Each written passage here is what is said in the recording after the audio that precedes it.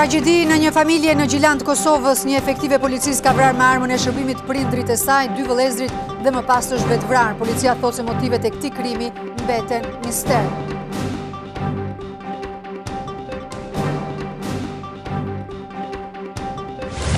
Detaje nga shifra rekord për 1.15 miliard euro që mblodhen për Shqipërinë në konferencën e donatorëve. 295 milion janë donacione, ndërsa pjesa tjetër janë kredit favorshme me interes afro 2.25%.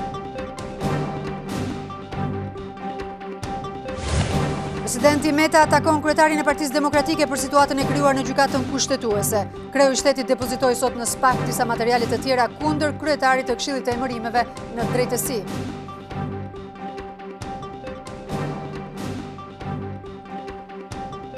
SPAK regjistron kallëzimin penal për koncesionin e check-upit në bazë të padisë dorëzuar nga Partia Demokratike për 10 zyrtar, përfshirë ministra dhe ish ministra të shëndetësisë dhe përfaqësues të koncesionarit.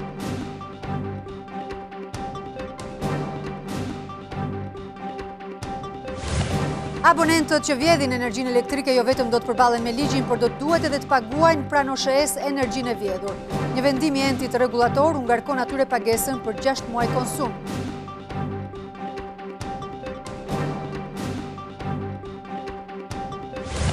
Luiza Gega dhe Izmir Smalaj kthehen në Shqipëri me nga 2 medalja ari nga Ballkaniada e Atletikës në Stamboll.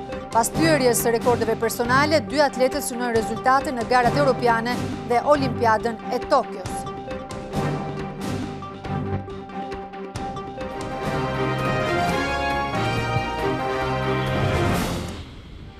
Ju përshëndes, mirë se vini në TV Klan. Ky është edicioni Lajmeve të orës 15:30. Do të jemi me informacionet më kryesore deri në këto momente. Gjatë vizitës në pallatet që po rikonstruktohen në Durrës, kryeministri Edi Rama tha se për rindërtimin do të merren punëtor edhe nga jashtë. Kreu i qeverisë tha se do të angazhohen edhe punonësit e bashkive. Pasi u siguruaj gjithë fondi që kërkohet për rindërtimin fal konferencës së donatorëve, duket se problem tani është mungesa e fuqisë punëtore që do të përfshihet në këtë proces. Gjatë inspektimit në një pallat në Durrës të dëmtuar nga tërmeti, i cili ka nisur të rikonstruktohet, kryeministri Edi Rama tha se ligji për të huajt i miratuar në parlament do të mundësojë ardhjen e punëtorëve të ndërtimit nga jashtë. Ne kemi kaluar ligjin e shtit për të lehtësuar maksimalisht sjelljen e fuqisë punëtore në jashtë. Sa do absurde që duket, po ky është fakti. Kemi gati që rindërtimin ta kemi pa probleme fuqie punëtore, do i sjellim punëtorë nga jashtë. Për Ramën është absurd, por realiteti shqiptar është ky, ku të papunët zgjedhin të qëndrojnë në kafene dhe jo të trajnohen për të përfshirë në punë në sektorin e ndërtimit. Pa punë, po hajde pra puno këtu. Hajde. Ja këtu. Po pse çfarë do të punosh? Do të punosh doganier. Doganier. Ke marrë shkollën. Jurist. Një tjetër mundësi që Rama sheh si zgjidhje është dhe përfshirja e punëtorëve të ndërmarrjeve të bashkisë në procesin e rindërtimit. Janë punëtorë ndërmarrësh, paguhen si punëtorë ndërmarrësh, këta janë gati të paguajnë rrogën që këta paguajnë, ata le të marrin më shumë po, ta bëjmë në kushtet e rindërtimit. Pas këtij inspektimi, kryeministri shkruajti në rrjetet sociale se do ta rikthejnë në rindërtimin në bazën e një zhvillimi të ri ekonomik dhe social për Shqipërinë që duam. Fondet e mbledhura në konferencën e donatorëve, shkruan ai, duke kurorzuar me një sukses fantastik fushatën 2 mujore ndërkombëtare për rindërtimin, janë vetëm pjesa kryesore, por jo e vetmja e planit ekonomik të vitit 2020. Komisioneri për zgjerimin në Bashkimin Evropian Oliver Varhej është shprehur i kënaqur me rezultatet e konferencës donatorëve mbajtur dje në Bruksel për Shqipërinë. Ai tha se për menaxhimin e fondeve do të bashkëpunohet me Bankën Botërore, por edhe autoritetet shqiptare dhe se nuk do të lejohet abuzimi. Komisioneri i Bashkimit Evropian për zgjerimin Oliver Varhej vlerëson rezultatet e arritura në konferencën e donatorëve për Shqipërinë, të zhvilluar të hënë në Bruksel. Në një intervistë për Deutsche Welle ai shpjegon se fondet do të menaxhohen në bashkëpunim me Bankën Botërore. Sigurisht implementimi do të jetë çelësi. Parimet për të cilat kemi rënë dakord me Bankën Botërore dhe me institucionet e tjera financiare duhet të respektohen. Kemi vendosur marrëdhënie të mira pune me qeverinë e Shqipërisë deri më tani dhe do të sigurojmë që paratë të përdoren arsyeshëm. Komisioneri Varhej thotë se nuk do të lejohet që të abuzohet me këto fonde. Korrupsion nuk do të ketë dhe nuk do të tolerohet. Ne do të jemi të përfshirë në implementimin dhe është shumë e qartë se ku janë nevojat më të mëdha në sektorin e strehimit dhe ndërtesat publike. Aty do të fokusohemi edhe ne. Komisioneri për zgjerimin flet edhe për çështjen e hapjes së negociatave me Shqipërinë. Ai thotë se është herët për të arritur në konkluzione, por thekson se Brukseli dhe qeveria shqiptare janë të angazhuara për të arritur rezultate. Mësohen detaje të reja nga shifra rekord prej 1.15 miliardë euro shëmbledhur në konferencën e donatorëve për Shqipërinë mbajtur dje në Bruksel. 295 milionë euro janë donacione, ndërkohë që pjesa tjetër kredi e favorshme me interes afro 2.25%. 295 milionë euro nga shifra rekord për 1.15 miliardë eurosh të mbledhura për Shqipërinë në konferencën e donatorëve në Bruksel do të jenë donacione, ndërsa 885 milionë euro janë kredi të buta. Vlerën më të madhe të dhuruar për dëmet që la tërmeti 26 nëntorit e mban Komisioni Europian me 115 milionë euro grant, e cila do t'jepet nga buxheti i Bashkimit Evropian. 15 milionë euro do të shkojnë për rindërtimin e ndërtesave publike dhe 100 milion për banesat private dhe rimëkëmbjen e biznesit. Emiratet e Bashkuara Arabe do të ndërtojnë 2000 banesa, të cilat në bazë të llogarive do të kushtojnë 70 milionë euro, duke e bërë këtë shtetë të dytin sa i përket shumës më të lartë të dhënë për Shqipërinë. E treta renditet e Turqia me 500 shtëpi, projekti i cili do të kushtoj 45 milionë euro. Gjermania jep 11 milionë euro për rindërtimin e kopshteve dhe shkollave, dhe Zvicra 9 milionë euro për rindërtimin e banesave. 5 milionë euro japin Italia dhe Katari, ndërsa Shtetet e Bashkuara 4.3 milionë euro për ndërtimin e shkollës së transparencës. Franca jep 1 milion euro grant dhe 60 milionë euro kredi të butë për Shqipërinë.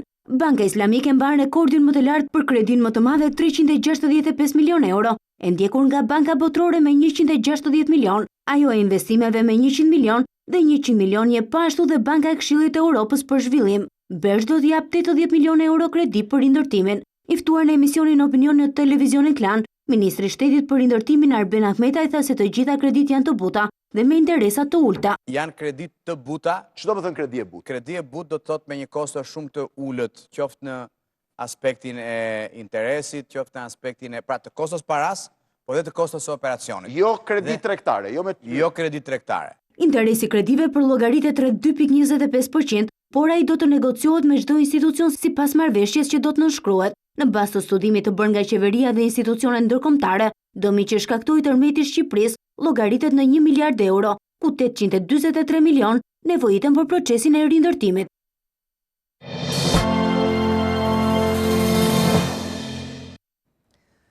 Presidenti i Republikës, zoti Ilir Meta, ka thirrur sot një takim kryetarin e Partisë Demokratike Lulzim Basha, me të cilin ka diskutuar për situatën e krijuar në gjykatën kushtetuese. Vet Basha ka dhënë detaje mbi këto diskutime pas një takimi që pati me aleatët në Partinë Demokratike. Më shumë detaje do të na jap në këto momente drejt për drejt Yıldız Mitro, e cila ndodhet në selinë e Partisë Demokratike. Ju na të përshëndes, cili ka qenë qëndrimi i zotit Basha pas takimit që pati me aleatët.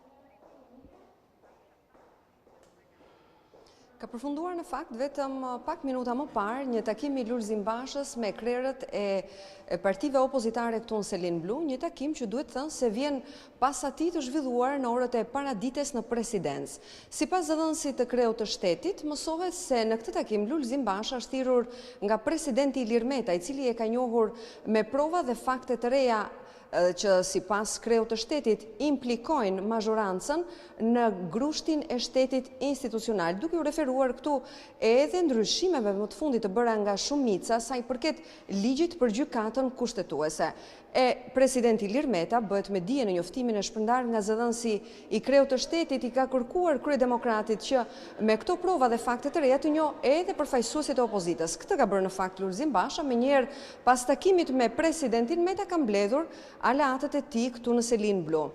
Pas takimit që kryedemokrati zhvilloi me përfaqësuesit e opozitës, kryedemokrati u shpreh se zbardhi në fakt një pjesë të bisedës së zhvilluar mes tij dhe presidentit Meta, të dy në fakt sikundër edhe presidenti edhe ligjërata e Lulzim Bashës ka qenë se nga ana e mazhorancës po tentohet një grusht institucional shteti. Lulzim Basha tha se është njohur me prova të reja që sipas tij implikojnë zyrtar të lartë të mazhorancës në kapjen e gjykatës kushtetuese. Ka adresuar kritika të forta ndaj kryeministrit Rama, të cilit në fakt i ka bërë edhe një paralajmërim se nuk do të ketë sipas tij forcë mbi tokë që të ndalë rotacionin politik. Një rotacion politik sipas Lulzim Bashës që kësaj radhe duhet vi pa kosto për shqiptarët. E ndaj këtyre të fundit ka adresuar një thirrje që të bëhen bashkë në rezistencën, për kapjen e gjykatës kushtetuese që sipas tij po tentohet nga ana e mazhorancës, po për më shumë i ftoj të ndjekim një fjalë të Lulzim Bashës pas takimit që zhvilloi me krerët e partive opozitare. Presidenti i Republikës më ka njohur me të tjera fakte dhe prova tronditëse të përfshirjes kriminale të zyrtarëve të lartë mazhorancës për kapjen e gjykatës kushtetuese.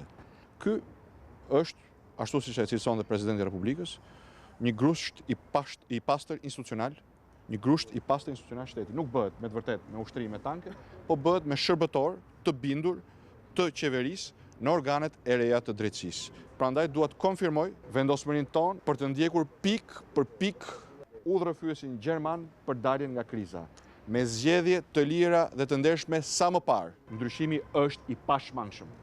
Rotacioni është i pashmangshëm.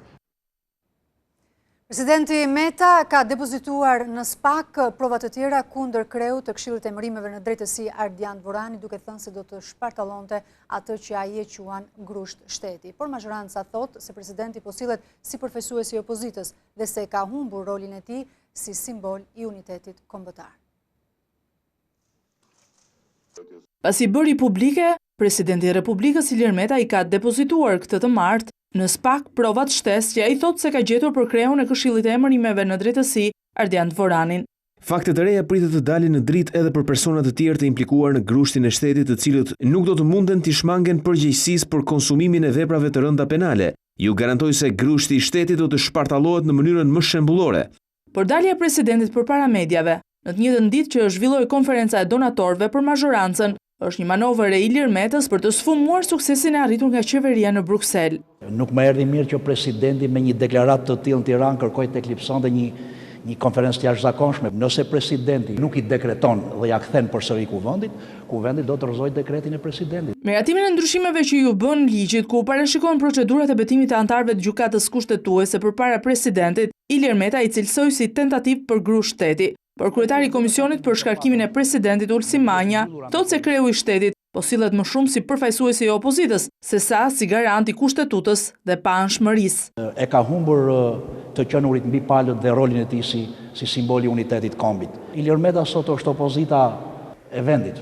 Hapësirat për interpretim që ka lënë Ilir Meta kur është pyetur për mundësinë e shpërndarjes së parlamentit, Manja i quan si absurditet. Besoj këtu pastaj do të ishte shkelja më e rëndë dhe atentati më i rëndë që mund t'i bëhet kushtetutës vendit. Deklaratat e Manjës kanë sjellë reagimin e zëdhënësit të presidentit, i cili duke folur në emër të Metës i ka bërë të qartë shumicës se parlamentin do ta shpërndajë populli dhe Meta vetëm do të zbatojë vullnetin e tij.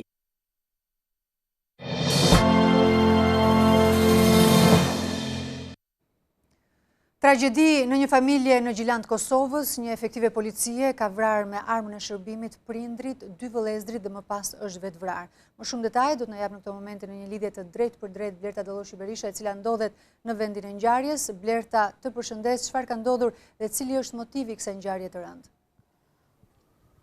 Përshëndetje Anjola, po motivi i kësaj vrasje të shumëfisht ende nuk dihet, ndërkohë prokuroria ka njoftuar se rreth orës 13 një zyrtare policore dyshohet që fillimisht të ketë qelluar 2 prindërit, pastaj 2 vëllezërit e saj dhe në fund të jetë vetë vrarë. Ende nuk dihen motivet që kanë shtyrë në këtë vrasje të shumëfisht, ndërkohë që ishte raportuar në media se kjo zyrtare policore ishte e suspenduar, por policia ka mohuar duke thënë se zyrtarja ishte në detyrë dhe nuk ishte suspenduar më herët. Kështu që trupat e pajet janë dërguar në Institutin e Mjekësisë Ligjore në Prishtinë, ndërsa këtu janë policia, prokuroria dhe ekipe tjera hetuese. Blerta, ka pasur dëshmitar të tjerë në këtë ngjarje të rëndë dhe ke mundur të bisedosh me ndonjërin prej tyre? Jo, ende nuk kemi arritur të bisedojmë, së paku nuk kemi gjetur ndonjë dëshmitar që të ketë qelluar këtu afër, ndërsa policia nuk jep detaje të tjera, duke kërkuar edhe nga mediat që të respektojmë dhe të mos futemi në spekulime, në mënyrë që pastaj më vonë të marrim edhe detaje të tjera për motivet që dyshohet të kenë për këtë vrasje. Blerta, të falenderoj për raportimin. Do të kthehemi në zhvillimet në vend. SPAK ka regjistruar padin e depozituar nga Partia Demokratike për koncesionarin e check-upit. Janë kallëzuar gjithsej 10 persona, përfshirë zyrtar, ish zyrtar dhe përfitues të koncesionarit dhe janë ngritur ndaj tyre gjithsej 7 akuza.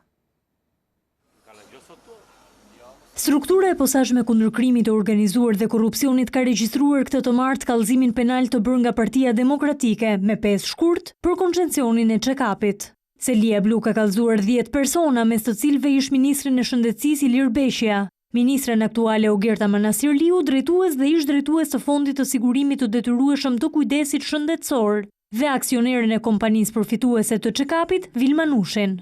7 janë akuzat që kanë ngritur ndaj tyre Partia Demokratike si korrupsioni aktiv e pasiv, shpërdorimi i detyrës apo përfitimi i palishëm. Në kallëzim thuhet se ka prova dhe fakte për shkeljen e ligjit në 2 faza, në procedurën e dhënies në koncesion dhe për zgjedhjen e fituesit, si dhe zbatimin e kontratës.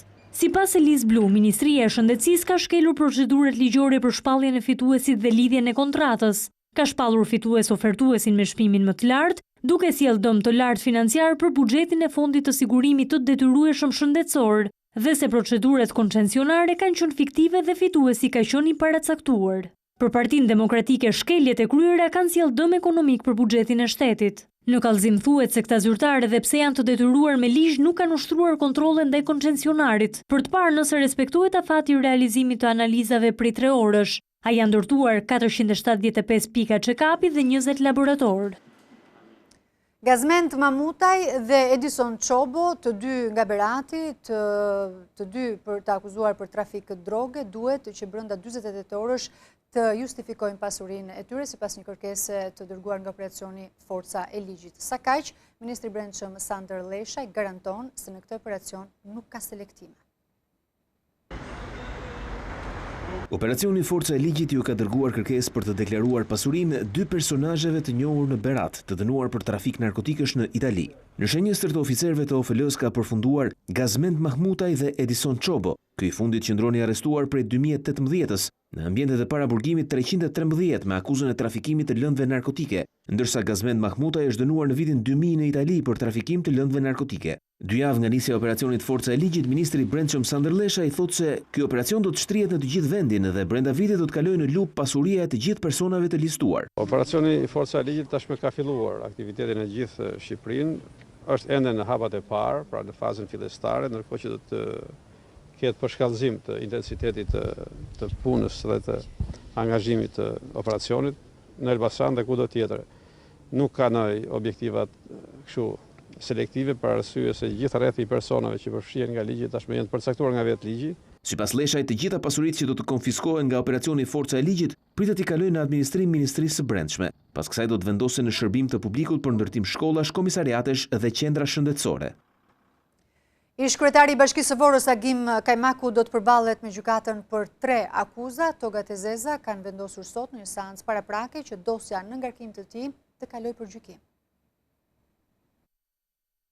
Ish kryebashkiaku i Vorës Agim Kajmaku do të përballet me gjykatën për 3 akuza: falsifikimi i dokumentave zyrtare, falsifikimi i vulave, stampave ose formularve dhe kryerja e funksionit pas dhënies fund të tij. Gjykata e Tiranës pranoi kërkesën e prokurorisë dhe vendosi të kalojë çështjen për gjykim në ngarkim të Kajmakut. Ish numri 1 i Bashkisë së Vorës vazhdon të jetë në kërkim prej nëntorit kaluar, pasi policia nuk e ka arrestuar ende. Kajmaku akuzohet nga prokuroria se ka shkarkuar 2 nënkryetarët e bashkisë, Laurita Omeri dhe Hekuram Brahimaj, pasi Komisioni Qendror i Zgjedhjeve i kishte hequr mandatin e tij për shkak se kishte fshehur një hetim në Greqi për përdorim të parave false. Ishte Partia Demokratike që denoncoi publikisht Kajmakun me pretendimin se kishte fshehur këtë dënim në formularin e dekriminalizimit. Edhe pse Komisioni Qendror i Zgjedhjeve i hoqi mandatin, Kajmaku emëroi shefin e tij të kabinetit Gentian Picarin në postin e kryetarit, por prokuroria thotë se ashtu si në shkarkimin e 2 nënkryetarëve, edhe në këtë vendim ai ka falsifikuar datën.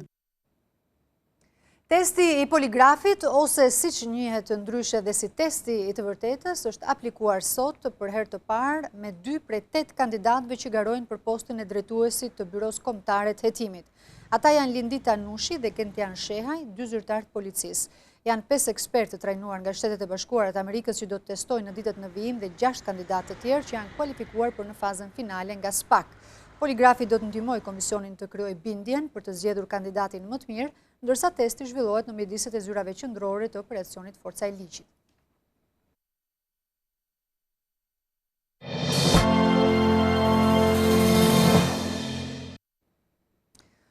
Abonentët të cilët vjedhin energjinë elektrike, jo vetëm që do të përballen me ligjin, por tani ata duhet që të paguajnë për energjinë e vjedhur në zyrat e OSHE-s. Një vendim i fundit i entit rregullator të energjisë i detyron ata që të paguajnë për 6 muaj konsum.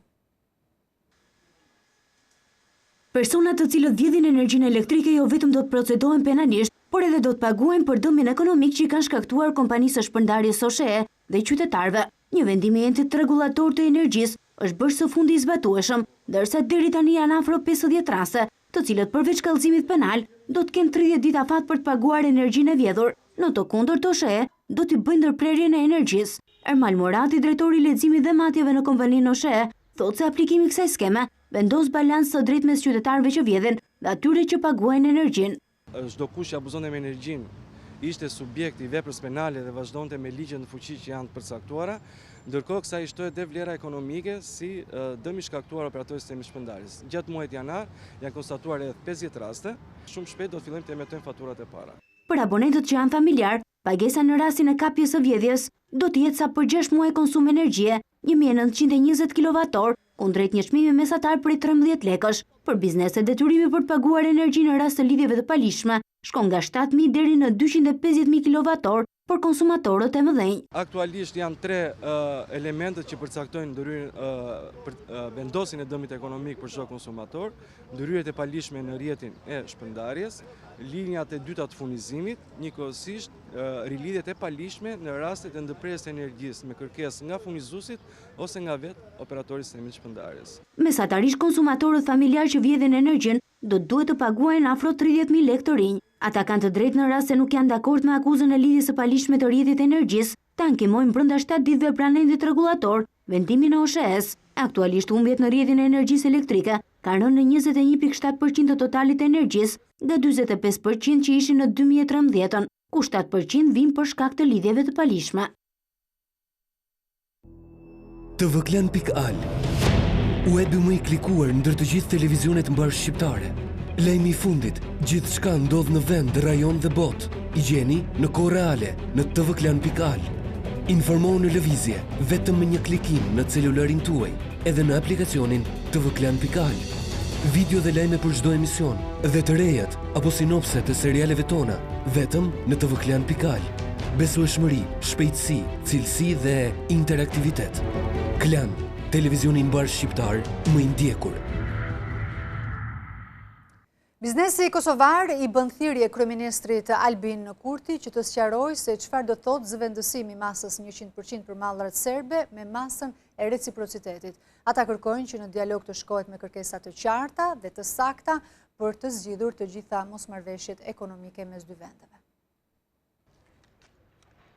Lidhja Demokratike e Kosovës dhe Lëvizja Vetëvendosje ditët në vazhdim pritet të takohen për të vendosur për hapat e mëtejmë që do të ndërmarrë qeveria Kurti rreth zëvendësimit të tarifës ndaj produkteve serbe me masën e reciprocitetit ndaj Serbisë. Këtë bëri të ditur kryetaria e Parlamentit Vjosa Osmani, por kreu i OD-s ekonomike Berat Rukiqi kërkon qartësim të paralajmërimeve të qeverisë Kurti për zëvendësimin e taksës ndaj produkteve serbe. Heqja tarifës është interes shtetëror, ne do ta përkrahim, mirë po do të mi pas parasysh një listë çështjeve, të cilat janë të hapura me Serbinë dhe të cilat do të më adresu. Në një tryezë të organizuar nga Instituti Demokratik i Kosovës, deputetët e pozitës vlerësuan se kjo qeveri është e përgatitur mirë ndaj sfidave që i sjell dialogu Kosovë-Serbi. Këtë dialog, kjo qeveri si re duhet t'i qaset me një seriozitet shumë më të madh. Nuk diskutohen kufit e Kosovës, as të Serbisë. Nuk diskutohet randi kushtetues i Kosovës. Taksa 100% ndaj produkteve serbe ishte vendosur nga qeveria Haradinaj më 21 nëntor të vitit 2018, por qeveria Kurti ka paralajmëruar qysh në fushat se do ta zëvendësojë atë me masa reciprocitetin ndaj Serbisë. Partia në pushtet në Maqedoninë e Veriut, LSDM ka organizuar një marshim në mbështetje të reformës në drejtësi. Për më shumë ndjeki materialin e përgatitur nga kolegët e Klan Maqedonisë.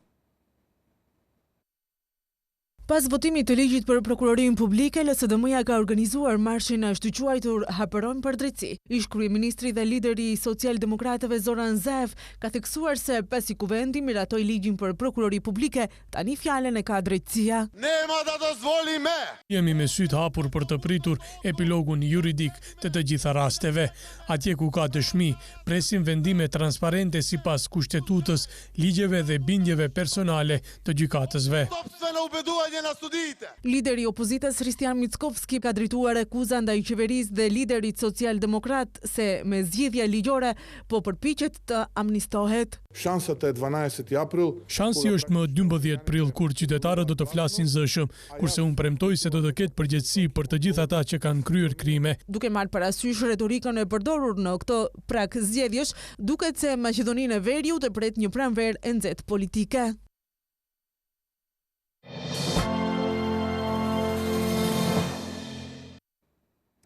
Britania e Madhe po përballet me pasojat që lanë pas dy stuhi të fuqishme që goditën vendit, ku më e fundit Denis shkaktoi 5 viktima dhe la shumë të tjerë pas 3. Stuhia e fuqishme Denis ka lënë qindra zonat banuara në ujë në rajonet e Anglisë dhe Walesit. Autoritetet britanike thënë se 5 persona humbën jetën nga përmbytjet që ishin pasojë rreshjeve të dendura. Qindra të tjerë kanë mbetur pas 3. Rreshjet e dendura quan në daljen nga shtrati të lumenjve që në shumë raste shkaktuan në rrshqitje toke, duke rrezikuar shembjen e banesave. Ekipet e emergjencave vijojnë të vinë në ndihmë banorëve të zonave të prekura nga përmbytjet kryesisht përmes skafeve. Brenda një jave Britania e Madhe u godit nga 2 stuhi të fuqishme, Kiara dhe Denis, që u bën shkak për këto pasoja të rënda. Ekspertët e lidhin shtimin e intensitetit të rreshjeve me ngrohjen globale. Qeveria e kryeministrit Boris Johnson ka një plan investimesh prej 5 miliard eurosh për ndërtimin e infrastrukturës, që parandalon daljen nga shtrati të lumenjve pranë zonave të banuara. Një studim i bërë në Kinë për koronavirusin ka dalë në konkluzionin se më të rrezikuarit janë të moshuarit, por edhe mjekët që merren me kurimin e tij. Veç personave që vuajnë nga sëmundje të ndryshme, edhe të moshuarit dhe stafi mjekësor janë më të rrezikuarit nga koronavirusi. Në këtë përfundim ka arritur studimi më i madh rreth këtij virusi i publikuar së fundi në Kinë, zhvilluar nga Qendra për Kontrollin dhe Parandalimin e Sëmundjeve Infektive. Studimi arrin në përfundimin se në 80% të rasteve bëhet fjalë për pasojat lehta shëndetësore tek të infektuarit. Pjesa tjetër përfshin ata me pasoja më të rënda që rrezikojnë vdekjen, si personat që vuajnë nga sëmundjet të mëparshme dhe të moshuarit që po ashtu kanë shëndet të dobët. Siç duket edhe në këtë grafik, numri më të lartë të vdekjeve e kanë moshat nga 60 e sipër. Tepër të rrezikuar janë edhe mjekët që merren me kurimin e të infektuarve. Këtë e vërteton edhe vdekja e disa mjekëve në vatrën e koronavirusit në Wuhan, ku së fundi ka ndërruar jetë edhe Liu Jiming, drejtori i spitalit më të madh të këtij qyteti, që është vënë në krye të përpjekjeve për kurimin dhe parandalimin e sëmundjes. Sa kaq numri i viktimave ka arritur së fundi në 1868 dhe mbi 72.400 ai të infektuarve.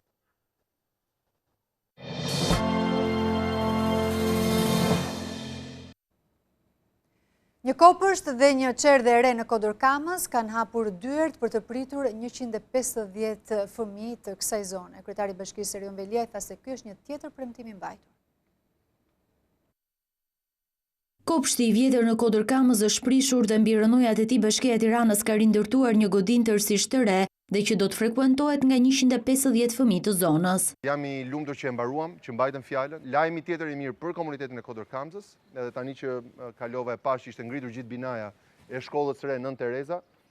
Aty në fakt do të jenë 2 shkolla, do të jetë edhe 9 vjeçare, do të jetë edhe gjimnazi. Kryebashkiaku u ndal tek fondet e mbledhura në konferencën e donatorëve për Shqipërinë, ndërsa tha se prioriteti i bashkisë janë kopshtet, shkollat dhe çerdhet e reja. Lajmi i mirë që na erdhi nga Brukseli dhe nga kryeministri dje ishte që e gjithë shuma që u kërkua u realizua, një sukses spektakular i Edi Ramës dhe i gjithë skuadrës që punoi për t'ia mbritur kësaj dite, dhe sigurisht prioritet për Bashkinë e Tiranës janë kopshtet, shkollat dhe çerdhet e reja. Gjimnazi Sami Frashëri pritet të jetë një nga shkollat që do të përfitojë nga grantet e qeverisë të fituara në Bruksel, ndërkohë që puna do të vijojë edhe në shkollat e tjera në zonat rurale.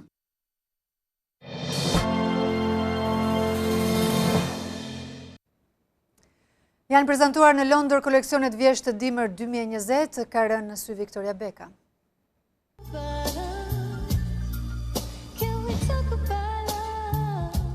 Ka nisur me rebelimin e butë Victoria Beckham javë e modës në Londër, e cila ka prezantuar një koleksion të sofistikuar dhe që mund të vishet nga të gjithë. Me stilin e saj elegant, respektin ndaj traditës dhe guximin për të ren, koleksioni nxjerr në pa feminilitetin dhe fuqinë e gruas. Veshjet sport me ngjyra të ndezura ndërthurur me stilin e rrugës i bën kështu një omazh qëndrueshmërisë. Nuk munguan edhe simbolet kombëtare amerikane apo markat e dukshme në moton "Shiko tani, bli tani", mjaft e përdorur kohët e fundit. Supermodelet Naomi Campbell, Erin O'Connor dhe Jodie Kidd entuziazmuan të pranishmit. Dhe këtu kemi mbërritur në fund të këtij edicioni informativ. Faleminderit që qëndruat me ne. Edicioni radhës vjen orën 19:30 minuta. Bashkë ndajemi këtu. Mirupafshim.